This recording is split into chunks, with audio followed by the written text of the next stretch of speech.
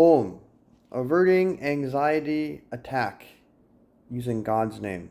So I want to share a little story that happened to me yesterday. I really felt inspired to kind of be a little vulnerable with the intention to help other people who are facing similar situations that they may get something out of this. So if you watch my past video, you know that I manifested this incredible conference that I went to yesterday. I had met this mentor a couple times, who, by the way, hasn't charged me a single dime. I had to go and get a suit and all this in less than 24 hours. I manifested $1,500. I got a $1,400, and I got a $1,500 suit with accessories and even a really high-end cologne. And I went to the conference last night. And so, as I told you in my past video, I used to have a lot of problems with anxiety, and not so much anymore. But I did have something that happened yesterday, and I want to talk about that. What I found was, so let me fast forward the story. So I get there, and it's great. I have no problems at all. I'm in a really great state. I'm very excited to be there. I'm with a woman who has been helping me, and who's the woman who introduced me to the mentor. And she's kind of taking me around. It was fantastic. I was meeting people. We were talking. It was great. Everything's going fantastic. We were mingling for, I think, around 45 minutes. Great time. I was learning a lot from people, asking them questions. So then it's time to take our seats. So we sit down, and we have to sit down for, I think, around about an hour and a half, 2 hours. And so I'm sitting there. I'm totally focused in on the speaker. I'm just kind of absorbing. And then I noticed something that my body. Now, this is interesting to note that body carries memory.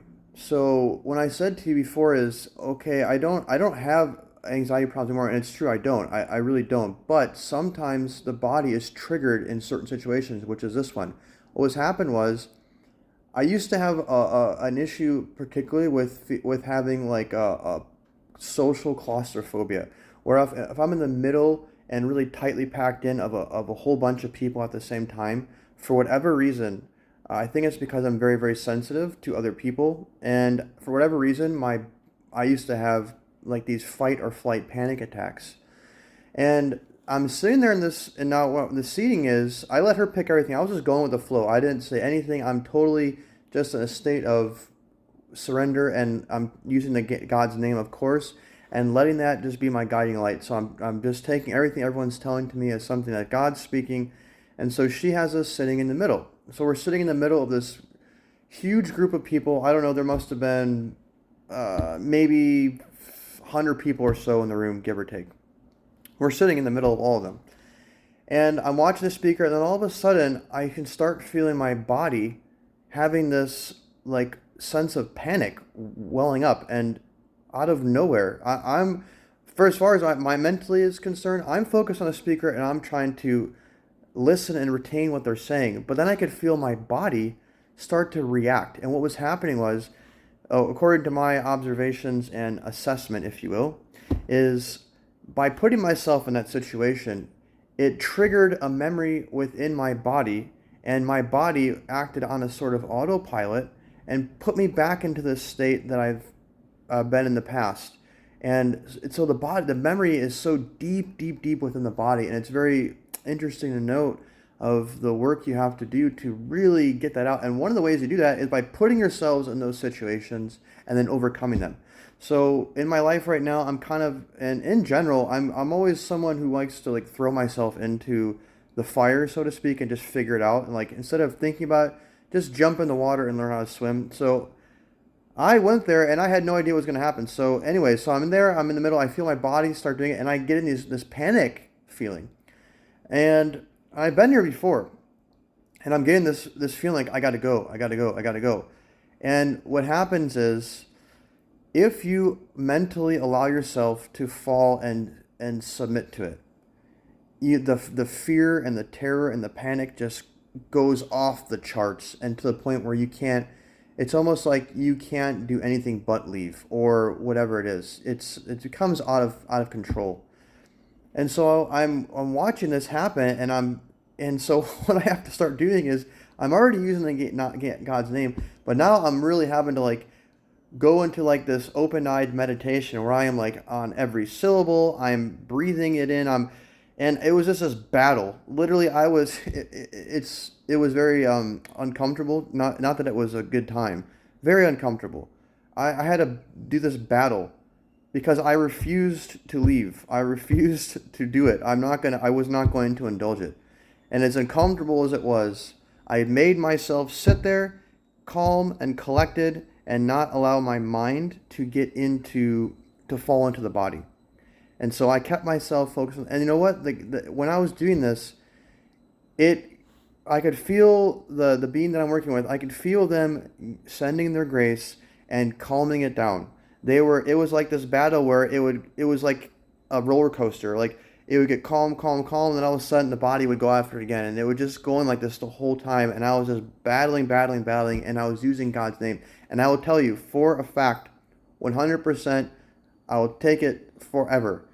Without God's name in that situation, I would have left that room for sure. It would have been so overwhelming. And so the God's name helped me keep my mind focused, and not only helped me keep my mind focused, but it actually brought in energy or whatever consciousness, whatever subtle thing you want to use it. I could feel something wash over me as I'm sitting there, constantly, repeatedly, calming. It was like a fire. The panic fire was burning, and then someone would come in and put some water on it and calm it down, and then it would rise up again and it would calm down. And it was doing this for like an hour and a half. So I want to stop it there, and I will say that another great thing is after this was over and the whole thing was over, we got to get up, we got to run. I can't tell you how good I felt that I had made it through. It was sort of like this achievement or something. Like after it was all over, I felt this washing over of like this. Part of it was relief, and part of it was like an excitement or a thrill or an achievement, or like I just have done something. It was this combination of both things, and it felt fantastic. And I left that, and I felt like I had gotten stronger. Like now I can do more, and now I can do something else. So for those of you who are in similar situations, or maybe you have a situation that's similar, but maybe it's not panic attacks, maybe it's something else that is easier for you to get out of control, that's in your body. And remember, your body is also coming from your ancestors. If you know epigenetics, and also this is why in the spiritual traditions they worship the ancestors, because even in modern science they're saying you have at least, I forget what they're saying, several, like 20-something generations of memory of your ancestors. In the yogic tradition, you have a lot more than that. That's coming through your body from your soul, because you share a soul and a body. This body is a culmination of all the ancestors. So I think that was a lot of it was going on as well, the ancestors as well that are living and deceased. And so that aside, it's why I'm saying this is it's good to also take another perspective. And why am I saying that is because the key here is you don't want to identify with it. You acknowledge, but you're not identifying. What was separating me from fleeing that room is not identifying with that panic, not identifying with the fear and the anxiety. I chose to identify instead with the name of God. And so whatever you're going through, try to do that. And I know it's easier said than done, and it is something you may have to have a little battle with. But I can tell you that it's worth sticking around and fighting through it, all as uncomfortable as it may be. Because what happens when you do that is you're stronger for the next time, and you keep building your strength until you see these guys. Let's take anxiety, for example. Imagine going from that situation where you can't even sit in the middle of people, and I know people like this, I've seen, who are now speaking on stage in front of hundreds or thousands of people, and they're doing it no problem. How did somebody like that get to the point where they can, because of practice, of going through it? And one thing they said at this conference, which I loved, is that he defined what a winner is. And winner is somebody who keeps putting one foot in front of the other no matter what's going on. So a loser will just kind of leave, and a winner, and it's not that if you leave you're a loser, or if you keep doing that you're a winner. It's what you're choosing to identify with at any given time. So I hope this helps you, inspires you. And as always, I'd love to hear your feedback in the comments below. And wishing you the best. God bless.